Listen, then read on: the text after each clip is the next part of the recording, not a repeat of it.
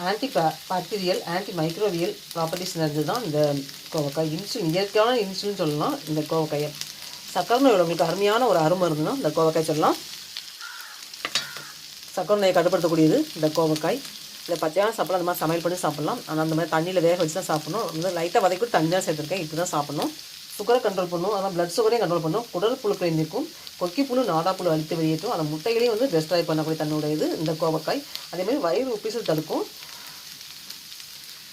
நம்ம வந்து மாவுச்சத்து நிறைஞ்ச பொருள் தான் அதிகமாக சாப்பிட்றோம். அந்த மாதிரி சாப்பிடும்போது செரிமான பிரச்சனை வராமல் தடுக்குதுன்னா இந்த கோவக்காய் வந்து அடிக்கடி சாப்பிடணும். ஃபைபர் கண்டென்ட் அதிகம் உள்ளது. இந்த கசப்புத்தன்மை வந்து சர்க்கரை அளவை வந்து கண்ட்ரோல் பண்ணும். இதுக்கு நார்ச்சத்தும் அதே மாதிரி சர்க்கரை அளவை கண்ட்ரோல் பண்ணும். இதெல்லாம் வந்து இயற்கையான இன்சுலின் சொல்லலாம் இந்த கோவக்காயை. அதெல்லாம் இன்றைக்கி வந்து தோரன்மான்னு சொல்லியிருக்கேன் கேரளா ஸ்டைலில். உடல் எடையை குறைக்கணும்னா இந்த கோவக்காய் நம்ம சாப்பாடு அடிக்க சாப்பிட்லாம், பச்சையாக சாப்பிடலாம், சமையல் பண்ணி சாப்பிட்லாம். இதில் ஃபைபர் கண்டென்ட் அதிகமாக இருக்கணும். உடல் உள்ள தேவையற்ற கழிவுகளை வந்து நீக்கும், உடலில் தேவையில்லாத கொழுப்புகளை நீக்கும் தன்மையுடையது இந்த கோவக்காய். வாய்ப்புண் குடல் புண் வராமல் தடுக்கும். வாய்ப்புண் மீது இந்த கோவக்காய் வந்து சாடு தடவலாம். அதே மாதிரி ரத்த ஓட்டம் சீராக இருக்க உதவும்.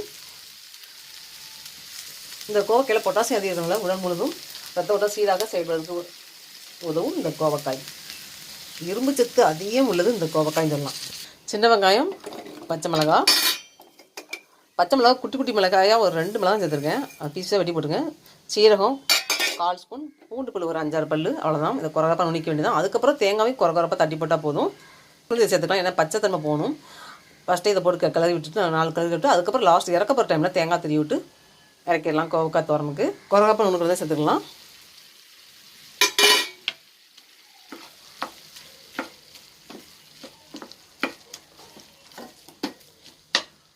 அப்படி வேகட்டும்.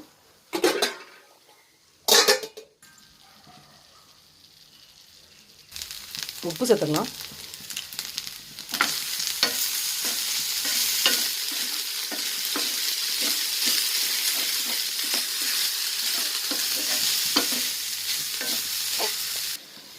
கோவக்காய் உடலில் வந்து வளர்சிதை மாற்றத்தை வந்து மேம்படுத்துது, நீரிழிவு நோயை தடுக்கும், இதயம் மற்றும் நரம்புக்கு ரொம்ப ரொம்ப சிறந்து சொல்லலாம். கோவக்காய் சாப்பிடலாம், செரிமானத்தை மேம்படுத்தும்.